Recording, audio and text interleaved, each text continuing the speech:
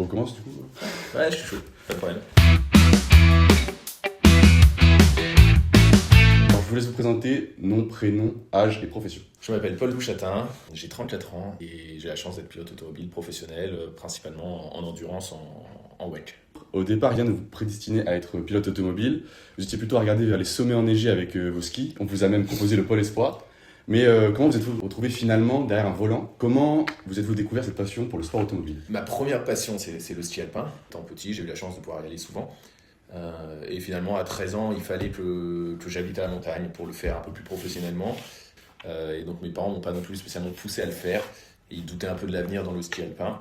Et d'un coup, je me suis retrouvé chez moi les week-ends à m'ennuyer un petit peu. Et il y avait la piste de karting d'Angerville, pas très loin de chez moi. Pour un débutant, j'ai été bon, grâce, je pense, au parallèle entre le ski et le sport automobile. Et après, j'avais pas du tout la prétention d'en faire mon métier plus tard. C'est devenu un hobby qu'on a essayé de faire le mieux possible avec les moyens qu'on avait. C'est un domaine qui coûtait extrêmement cher et ça s'est fait un petit peu, j'ai pas envie de dire par hasard, mais c'est une multitude de détails qui m'ont permis petit à petit d'arriver là où j'en suis aujourd'hui. Ensuite, vous ouvrez le chapitre de l'endurance. Est-ce que vous avez appréhendé votre transition entre la monoplace et l'endurance?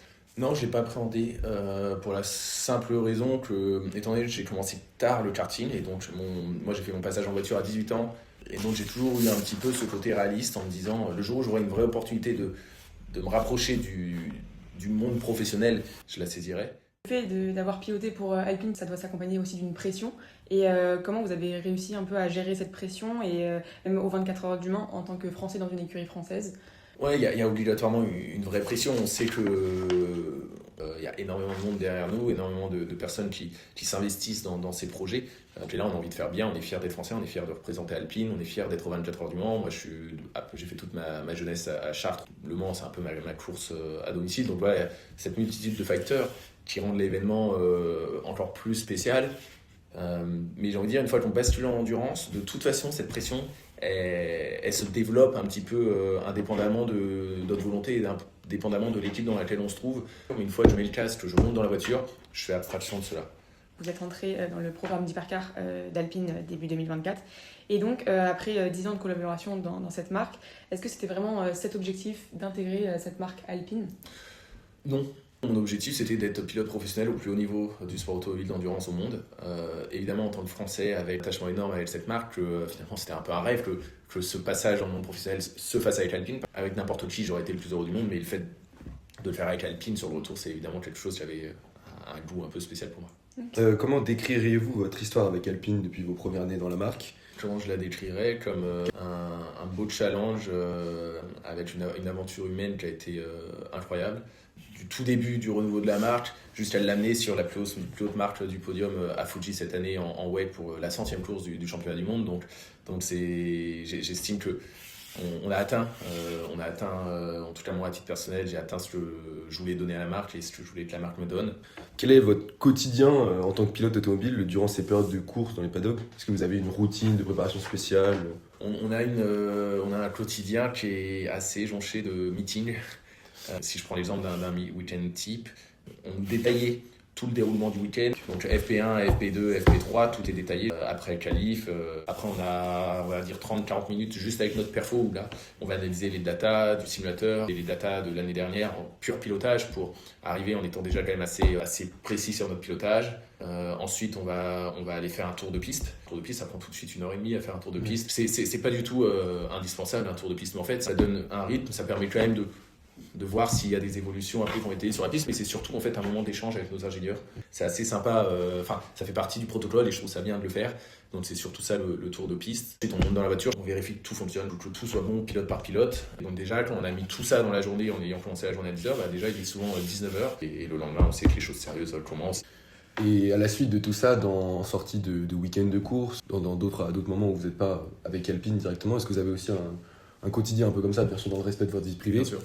C'est un vrai sport qui est réellement dur physiquement.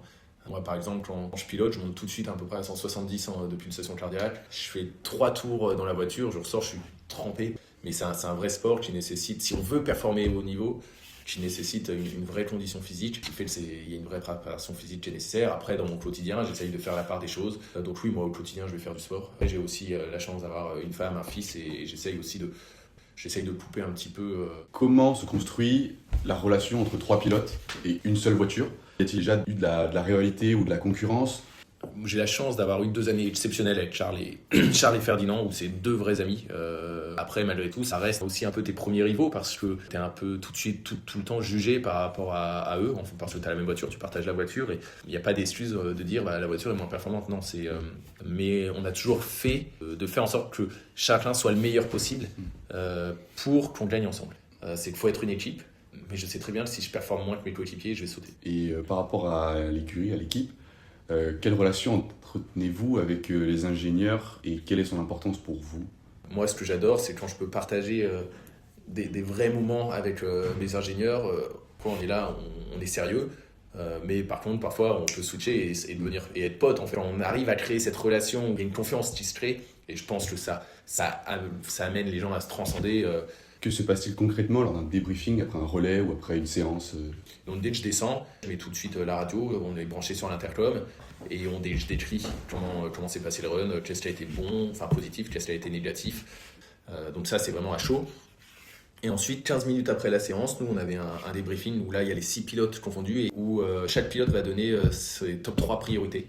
Donc ça, c'est vraiment 2 minutes par pilote. Et après, on a 30 minutes où on va passer pôle par pôle, on passe tout en vue, et ensuite on se sépare par voiture pour aller plus en profondeur sur, on va dire, le setup pur de la voiture. Et est-ce qu'il y a un type de retour technique ou de sensation plus dur à exprimer ou à faire comprendre? C'est là où c'est important parfois d'avoir de la continuité avec nos ingénieurs, parce que ils vont me connaître.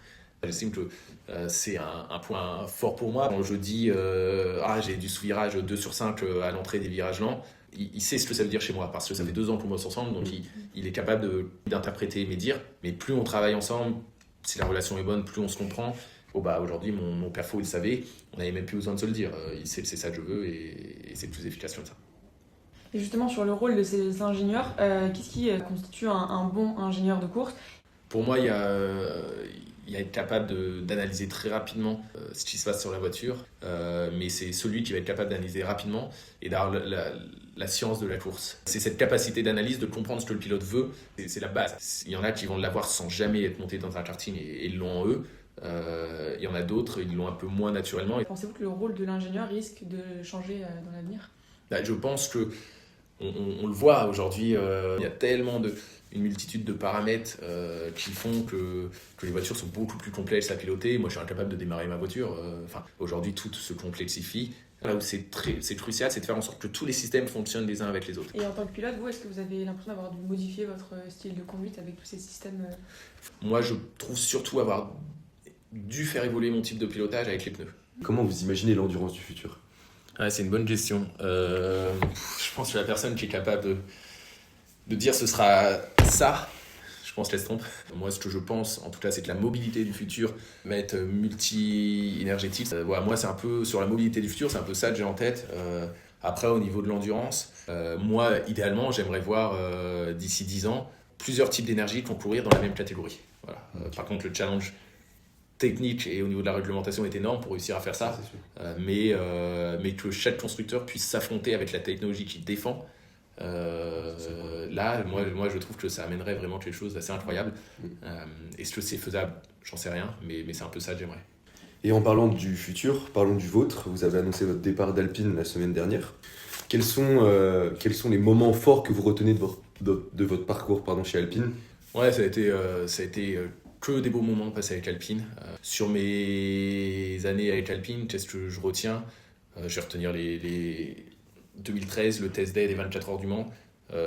C'est le retour de la marque d'Alpine. Et finalement, je suis le premier pilote à être monté dans la voiture Alpine et à avoir foulé la pit lane du retour d'Alpine. Et je me souviendrai toujours de ce moment.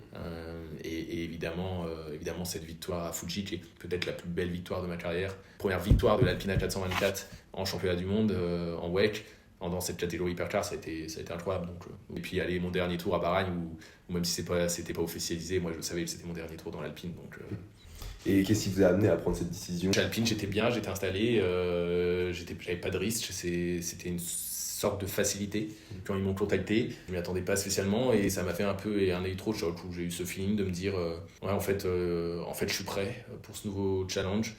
J'ai envie d'en faire partie et sans doute là où j'aurai le plus de chances d'atteindre mes plus gros objectifs de carrière. Quel regard portez-vous sur le développement du programme à l'approche de la saison prochaine? La voiture est très bien née, après il y a tout à faire. Penser qu'on va arriver et qu'on va battre Ferrari qui a déjà 3 ans d'expérience en WEC ou Porsche ou les autres, ça serait utopiste. Donc non, on sait que ça va être long, ça va être dur, mais je suis persuadé qu'on a les bonnes personnes pour y arriver. Qu'est-ce qui vous rendrait le plus fier aujourd'hui? Aujourd'hui, j'ai déjà plusieurs fiertés. En fait, c'est toujours beau de se donner des objectifs très hauts, mais il faut aussi, moi j'ai 34 ans, il faut aussi être fier de ce qu'on a fait. Après, bien sûr, moi je veux gagner les 24 heures du Mans, je veux gagner les 24 heures de Daytona au général, et puis en effet, gagner le championnat du monde ce serait fabuleux, ou gagner l'IMSA ce serait fabuleux. Et est-ce que vous avez un message que vous aimeriez transmettre aux jeunes passionnés qui aimeraient devenir soit pilote ou travailler dans le sport auto? Rêver. Parce qu'il faut rêver, mais il faut être réaliste de la difficulté pour les pilotes d'atteindre le statut de professionnel en pilote, d'en vivre. Et si on veut devenir ingénieur ou mécanicien dans le monde de l'automobile, il faut être passionné, premièrement. Si on n'est pas passionné, il faut se diriger vers autre chose. Donc c'est beaucoup de sacrifices. Donc si la passion n'est pas réellement là, pour moi, il ne faut pas y aller. Voilà. Par contre, si la passion est là, ça va être fabuleux, parce qu'on partage des moments incroyables. Vivre de sa passion, pour moi, il n'y a rien de plus beau. Mais il faut savoir ce qu'on veut. Et dernière question, c'est si vous n'aviez pas été pilote, quel métier auriez-vous aimé faire? J'aurais aimé être skieur alpin professionnel. C'était ma vraie passion, hein. Je suis plus passionné de ski alpin que d'automobile. Et mes parents sont paysans. Demain, si j'arrête, peut-être que je serai paysan et que je serai le plus heureux du monde. Pour moi, c'était vraiment un immense plaisir. Merci à vous.